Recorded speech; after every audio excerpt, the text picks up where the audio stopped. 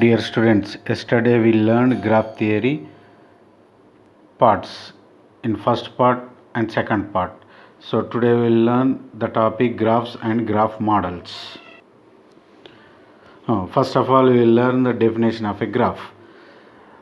A graph G is equal to V comma E consists of V, a non-empty set of vertices or nodes, and E, a set of edges. Each edge has either one or two vertices associated with it and its endpoints. An edge is said to connect its endpoints. See here example, this is a graph G. Now here A, B, C, D, E, F are called vertices, and between these, for example A and B, between these there is a line. This is called an edge. Like this, A to E, B to E, so many edges are there here. Okay, so now here the graph G represents like this: G is equal to V comma E,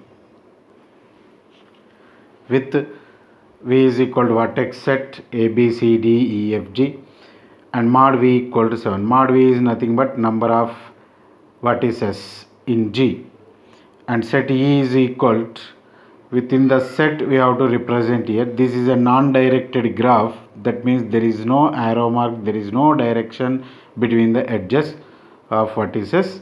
So here we will represent A to B like this. For example, A comma B, between A comma B there is an edge. Then we can represent like this brackets A comma B. This represents the non-direction. There is no direction between A and B.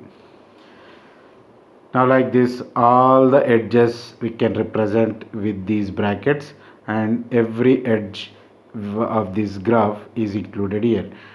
And mod E is equal to 9. Mod E is nothing but number of edges in this graph, that is equal to 9.